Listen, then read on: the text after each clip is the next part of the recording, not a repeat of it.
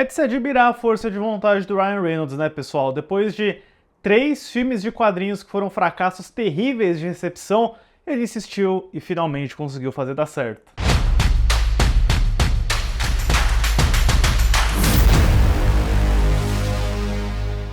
Olá, fãs da Sétima Arte, meu nome é Lucas Nascimento e esse é o Lucas Filmes. E dando sequência ao nosso especial da saga dos X-Men e Mutantes da Fox, que vai culminar no Deadpool e Wolverine, que chega nos cinemas em julho desse ano, hoje eu tô aqui para falar sobre o primeiro exemplar dessa variante da franquia que vai ganhar continuação, que é o Deadpool de 2016, filme dirigido pelo Tim Miller. Mas antes eu pedi para você curtir esse vídeo, se inscrever no canal e ativar o sininho para não perder notificação dos próximos vídeos. Deadpool. Por muito tempo eu achava que esse filme era uma daquelas lendas urbanas da internet que nunca iriam acontecer. Por vários anos a gente ouvia falar sobre esse projeto, sobre esse roteiro maravilhoso que existia, sobre o desejo do Ryan Reynolds de fazer justiça a esse personagem tão icônico da Marvel, criado pelo Rob Liefeld, quase como se fosse uma paródia de super-heróis, né? Ele é muito famoso por quebrar a quarta parede, pela violência excessiva, pela forma irreverente como que ele lida com os personagens dos X-Men. Então é um projeto que está sendo sonhado há muito tempo, na verdade, há mais tempo do que eu imaginava, porque a primeira vez que se teve uma faísca de ideia para fazer o filme do Deadpool foi lá em 2004, quando o David Goyer conheceu o Ryan Reynolds no set de Blade Trinity. O Goyer estava dirigindo aquele filme e o Ryan Reynolds ficou interessado no personagem, o David Goyer tinha interesse em dirigir um filme sobre ele, e a própria New Line Cinema, que bancou a produção dos filmes do Blade, tinha um interesse em reunir essa dupla para fazer um filme do Deadpool, mas os direitos do personagem naquela época ainda, né, estavam com a Fox, com a Lauren Shulen Donner. Então o Ryan Reynolds ele vai atrás do papel, ele fica sabendo que o Deadpool teria uma cameo no X-Men Origins Wolverine do Gavin Hood, e aí ele consegue o papel do Wade Wilson, ele ganha uma participação estendida, e por mais que o X-Men Origins Wolverine tenha sido um filme, uma recepção de público fraca, ele fez a sua grana, o projeto do X-Men Origins Deadpool estava a todo vapor na Fox, e a própria Lauren Shulen Donner anuncia esse filme com o Ryan Reynolds ainda em 2009, algumas semanas depois da estreia do filme do Wolverine. Nessa mesma época, os roteiristas Rhett Reese e Paul Wernick, que estavam muito em alta depois do sucesso de Zumbilândia para a Sony Pictures, são contratados para escrever o roteiro desse filme, e eles ficariam por anos escrevendo, reescrevendo, alterando e modificando a história para chegar no filme perfeito do Deadpool. Em 2010, o diretor Robert Rodrigues é abordado e convidado para dirigir esse filme. Ele estava trabalhando com alguns projetos na Fox, ele lê um primeiro roteiro do Wernick e do Reese, ele gosta bastante, mas ele acaba saindo eventualmente. Até em 2011 a gente chegar no nome do Tim Miller, supervisor de efeitos visuais, fundador da empresa Blur Studios e que tinha trabalhado com a Fox nos filmes dos X-Men justamente nessa parte de efeitos. O Tim Miller é convidado para dirigir o filme do Deadpool, fazendo a sua estreia como diretor de cinema. Porém, também em 2011, o Ryan Reynolds tem uma bomba verde gigantesca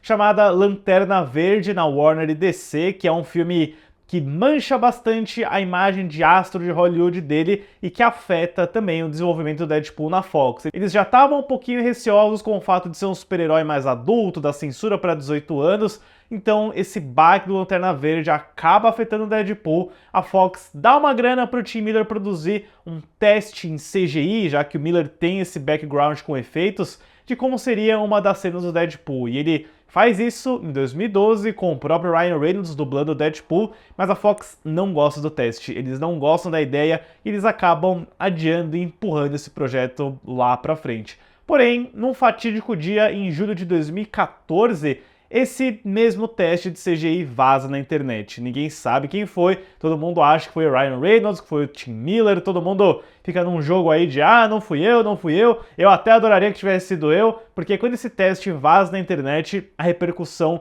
é gigantesca, todo mundo adora. Eu lembro quando esse teste vazou, inclusive, e, né, foi claramente uma ação calculada, não foi um acidente. Quando os executivos da Fox veem a reação dos fãs na internet, veem o pessoal comentando, aí sim, eles dão a luz verde e aprovam que o filme do Deadpool finalmente saia do papel. Com o Ryan Reynolds, com o Tim Miller, com o roteiro do Reese e do Wernick, e um orçamento bem enxuto de 58 milhões de dólares, o que era muito pouco para um filme de super-herói daquele período. Vale apontar que o Tim Miller teve muito incentivo do James Cameron e do David Fincher, que são dois nomes que passaram bastante pela Fox e que trabalharam no setor de efeitos com o Tim Miller. As filmagens começam em março de 2015 em Vancouver, no Canadá, e acabam em maio do mesmo ano. Vale apontar que o Ryan Reynolds, além de estrelar, é produtor do filme e ele se envolveu à beça. Ele improvisava bastante, o fato do Deadpool usar uma máscara que teria o ADR e a dublagem depois possibilitou que ele trocasse, que ele colocasse várias piadas. Ele inclusive chegou a mandar várias falas por iPhone, assim, no último processo da mixagem de som. E o Ryan Reynolds também se envolveu bastante com marketing, com a Fox. Não botava muita fé, eles nem deram muita verba pro marketing, pra divulgação. Então, o Ryan Reynolds trabalhou de perto com todas as equipes, focando em rede social, em internet, em Twitter. Ele tinha um traje do Deadpool que ele pegou emprestado da produção, então ele mesmo produziu vários materiais que ajudaram muito no boca a boca do filme, que certamente, assim, é uma aula de marketing. E graças a esse teste vazado, o filme do Deadpool chegou nos cinemas em fevereiro de 2016, em pleno Valentine's Day dos Estados Unidos, e o resultado é certamente um filme muito divertido, que é 100% fiel à proposta que ele está usando e ao personagem que ele está adaptando. A história do filme segue o ex-mercenário Wade Wilson, vivido por Ryan Reynolds, diagnosticado com câncer e temendo por deixar sua amada Vanessa, vivida por Morena Baccarin. Wade se submete a um experimento que deforma sua pele, mas lhe garante poderes mutantes. Sob a identidade de Deadpool, ele parte em uma jornada de vingança para encontrar os responsáveis. É engraçado quando a gente para pensar no estado atual do gênero de super-heróis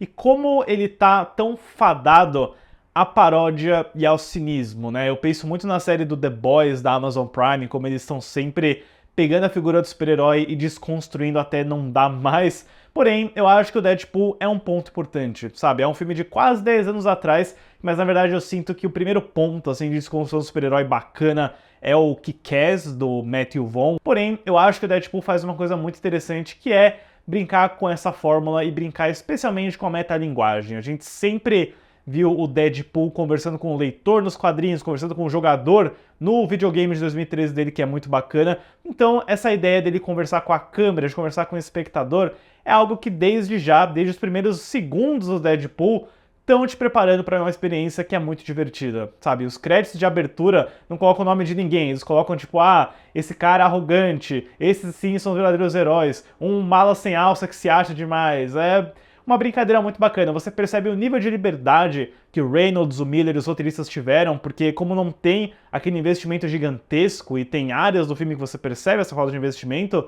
tem essa liberdade criativa e humorística totalmente reverente e que pra mim, pelo menos, ainda continua bem viva e bem engraçada tantos anos depois, né? Naturalmente, o humor é extremamente relativo, né? Não tem como você ter uma ciência exata de como contar uma piada. Você pode até tentar, mas eu não sei se isso é muito eficiente. Tudo isso para dizer que o Deadpool, né, pelo improviso, pela metalinguagem, pela autorreferência, tem muita coisa que funciona, outras não, outras são razoáveis, outras são muito engraçadas. Eu adoro, né, toda a referência de quebra de quarta parede, a quebra de quarta parede dentro da outra. Às vezes eu acho que é meio tipo, beleza, eu já entendi, Ryan Reynolds, que você faz tanta piada com Lanterna Verde, do traje animado, de uma fotinho aqui e ali. É meio demais em alguns momentos, eu sinto que isso era muito engraçado em 2015, quando esse tipo de coisa era novidade. Eu digo 2015 porque foi quando o trailer saiu, e já tinha piada do Lanterna Verde, né? Hoje em dia pode ser um pouco batido, mas eu acho que o trunfo do Deadpool é essa estrutura dele, porque ele começa no meio de uma cena de ação,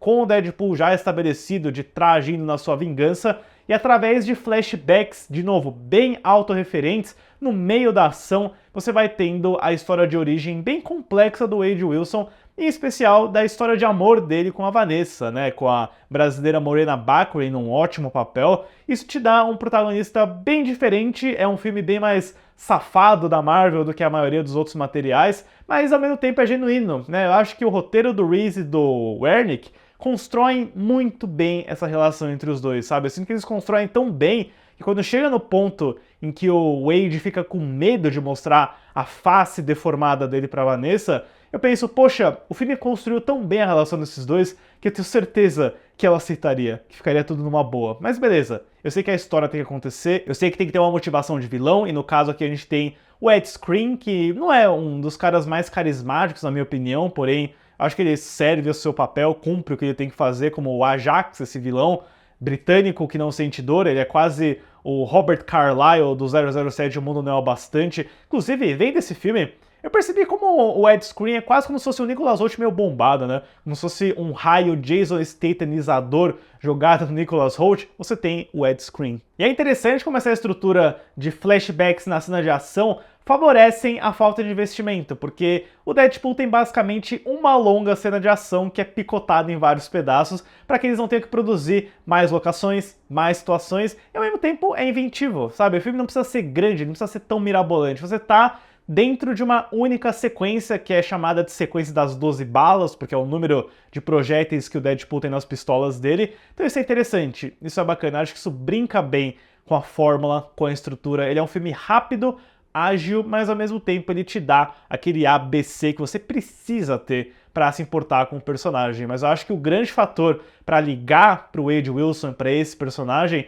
é o Ryan Reynolds. Não tem jeito. Esse filme desmoronaria se não fosse o Reynolds nesse papel. Eu sinto que ele tá calculando a carreira inteira em cima desse personagem, ele tá louco pra fazer esse anti-herói. Ele é realmente uma explosão de carisma, de humor, de piada, ele tá sempre nesse modo de ridicularizar os outros, de soltar alguma piada indecente, de falar algo pro espectador também. Esses momentos são muito bons, mas em especial eu sinto que, né, nessa revisão que eu fiz, os momentos em que o Wade Wilson tá puto, o olhar de raiva que ele faz pro Ed Skrein quando ele descobre sobre a pele dele, aí eu penso, caramba, o Ryan Reynolds ele tem muito mais que ele sabe fazer e que ele pode usar, mas eu sinto que é um equilíbrio perfeito. É o papel da vida do Ryan Reynolds e isso nunca vai mudar. E eu sinto também que ele nunca perde esse espírito, essa coisa jocosa, mesmo com o uniforme, com a máscara e essa ótima ideia de colocar as lentes com expressividade em CGI, né? É algo que o próprio Homem-Aranha do Tom Holland faria depois.